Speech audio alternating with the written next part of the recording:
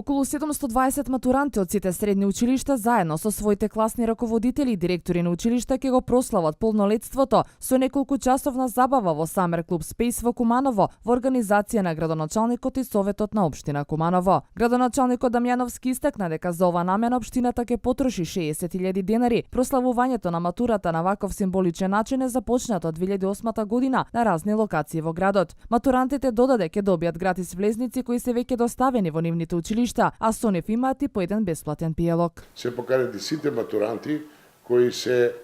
од сите средни училишта, значи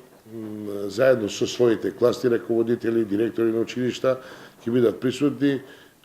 така во една неколку часовна промоција, забава, ќе го прославиме нивното полнолетство, нивното матурирање и да посакаме натаму што